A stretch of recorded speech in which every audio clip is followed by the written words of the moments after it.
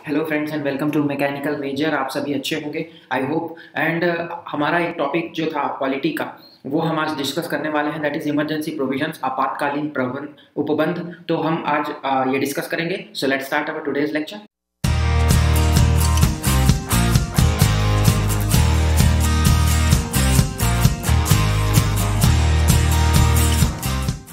सी part 18 भाग 18 में article 352 से 360 तक इमरजेंसी प्रोविजंस आपातकालीन उपबंध किया गया है। देखिए, आपातकाल जो होता है वो तीन प्रकार का होता है। सबसे पहला होता है नेशनल इमरजेंसी, दूसरा होता है इमरजेंसी इन स्टेट और तीसरा होता है फाइनेंशियल इमरजेंसी।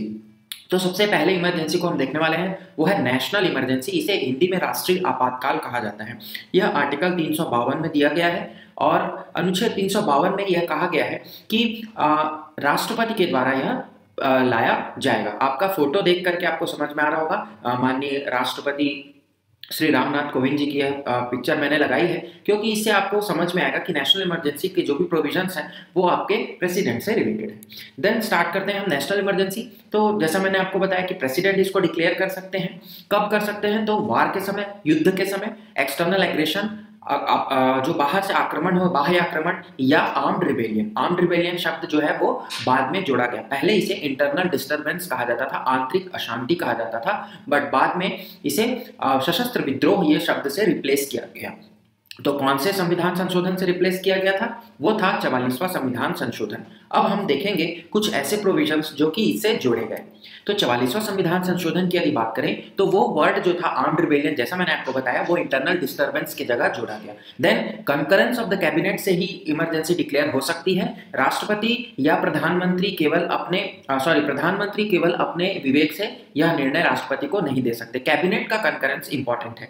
देन वो कोर्ट में चैलेंज की जा सकती है। पहले इसे कोर्ट में चैलेंज नहीं किया जा सकता था। 1978 में ये लागू किया गया, 44th अमेंडमेंट, तब इसे कोर्ट में चुनौती दी जा सकती है। देन स्पेशल मेजॉरिटी से दोनों हाउसेस के ये पास किया जाता है और अप्रूव किया जाता है 1 महीने के अंदर। डिक्लेयर करने के 1 माह के अंदर इसे अप्रूव कराना जरूरी है। पहले यह अवधि 2 माह की थी, 2 मंथ्स था पहले अर्लियर में, बट 44th में इसे 1 मंथ कर दिया गया। इंपॉर्टेंट है, बहुत इंपॉर्टेंट पॉइंट मैं आपको बता रहा हूं।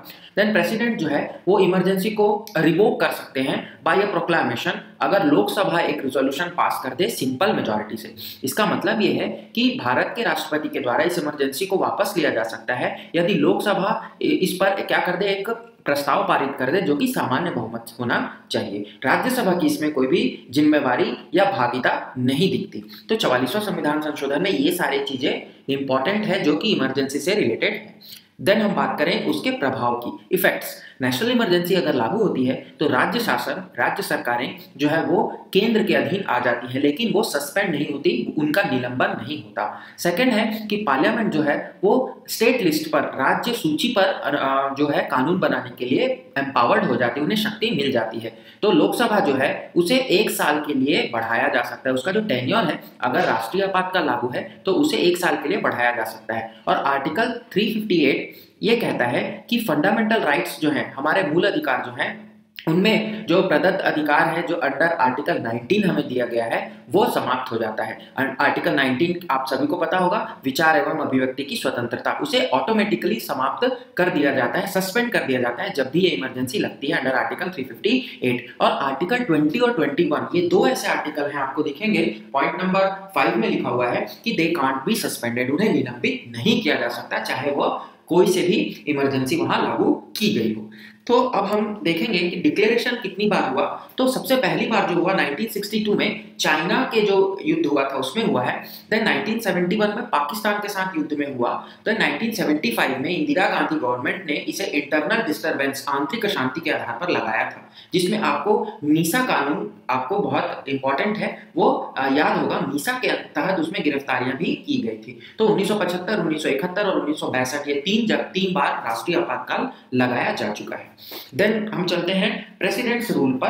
राज्यों में आपातकाल जो लगाने की प्रक्रिया है जिसके तहत वो लगाए जाते हैं वो है अनुच्छेद 356, आर्टिकल नंबर 356। इन्हें भी राष्ट्रपति के ही अधिकार क्षेत्र में दिया गया है।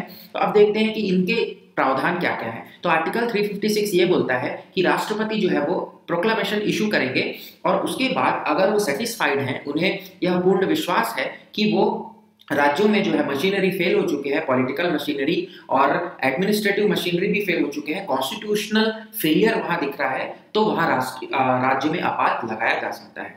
देन 365 ये बोलता है कि यदि कोई राज्य अगर किसी किसी भी मुद्दे पर केंद्र के जो डायरेक्टिव्स हैं उन पर कंप्लाई नहीं कर पाता, उन्हें लागू नहीं करा पाता या उनके विरुद्ध अगर जाता है तो भी उस पर राज्य में आपात लगाया जा सकता है, ये आर्टिकल 365 बोलता है। देन हम चलेंगे कि एक सिंपल मेजॉरिटी से जो कि दोनों सदनों के द्वारा अप्रूव किया गया हो, उन्हें पास किया गया हो, वो प्रोक्लाम कर देंगे, मतलब राज्य में आपातकाल वो लगा देंगे, लेकिन इसे 2 माह के अंदर इशू होने के 2 माह के भीतर इसे पास किया जाना चाहिए। इसको एक्सटेंशन की अगर बात करें, इसे आगे बढ़ाने की बात करें तो साधारणतः इसे 3 साल तक बढ़ाया जा सकता है, मतलब हर 6 माह में इसे 3 साल की अवधि तक बढ़ाया जा सकता है। और इसे वापस लेने की अगर बात करें तो राष्ट्रपति के द्वारा इसे कभी भी वापस लिया जा सकता है, इस पर कोई भी संसदीय अप्रूवल की जरूरत नहीं है, संसद के द्वारा इसे अप्रूव करने की जरूरत नहीं है, राष्ट्रपति इसे कभी भी वापस ले सकते हैं। आपके मन में सवाल आएगा कि 3 साल के बाद क्या इसे बढ़ाया जा सकता है? बिल्कुल बढ़ाया जा सकता है, लेकिन इसे बढ़ाने के लिए फिर एक संविधान संशोधन करना आवश्यक है, तो ये क्वेश्चन भी आपसे पूछा जा सकता है। देन हम बात करें इफेक्ट्स की, इसके प्रभाव क्या क्या होते हैं, तो राज्यों में जब आपातकाल लगता है तो राज्य की जो विधानसभा होती है, राज्य की जो असेंबली होती है, वो या तो विघटित की जाती है या उसे निलंबित किया जा सकता है। पार्लियामेंट जो है वो अब राज्यों के जो भी बिल्स होंगे, जो भी एक्ट्स होंगे, वो पास करने का अधिकार उन्हें प्राप्त हो जाता है, और राज्यों के बजट पास करने का भी अधिकार संसद के पास हो जाता है जब ऐसा किसी राज्य में आपातकाल लागू हो। और स्टेट की जो असेंबली है, संसद द्वारा पास किए गए किसी भी बिल को वो हटा भी सकते हैं जब वो फिर से पावर में आते हैं, या जब फिर से वहां पर कामकाज चालू हो जाता है, इमरजेंसी हट जाती है, या फिर उसको री इनैक्ट भी कर सकते हैं, उसमें कुछ बदलाव करके उसे फिर से लागू भी कर सकते हैं। ये पूरी की पूरी जो नई असेंबली बनेगी या नए असेंबली जब भी आपातकाल हटेगा वहां पर ये लागू होता है। देन हम चलते हैं कि इसका कितने बार प्रयोग किया गया, तो इसके लिए तो राज्य आपातकाल तो बहुत बार लगते रहते हैं और हटते भी रहते हैं, लेकिन इंपॉर्टेंट पॉइंट ये 2 चीजें हैं। फर्स्ट टाइम पहली बार कब लगा, तो पंजाब में लगा 1951 में, और सबसे अधिक बार किस राज्य पर लगा है, तो ये है मणिपुर, ये 10 बार वहां राज्य में आपात लग चुका है, तो ये आपको याद रखना है। देन हम चलते हैं फाइनेंशियल इमरजेंसी, वित्तीय आपातकाल, और इसे आर्टिकल 360 के तहत, आर्टिकल 360 के तहत क्या किया गया है, अगेन बोला गया है कि राष्ट्रपति के द्वारा ही इसे लगाया जा सकता है। देन हम देखेंगे कि अगर राष्ट्रपति को यह प्रतीत होता है कि देश में फाइनेंशियल थ्रेट हो चुका है, वित्तीय संकट वहां आ चुका है, तो वो प्रोक्लेम इसे कर सकते हैं। इसकी जो अप्रूवल है वो संसद के दोनों सदनों के द्वारा सामान्य बहुमत के द्वारा की जाती है, और इसे पास करने का जो टाइम पीरियड है वो है 2 माह, और मैक्सिमम नंबर इसके लिए या मैक्सिमम टाइम इसके लिए प्रिस्क्राइब्ड नहीं है, और बार बार इसके अप्रूवल की भी आवश्यकता नहीं होती। एक बार इसे अप्रूव करा लिया गया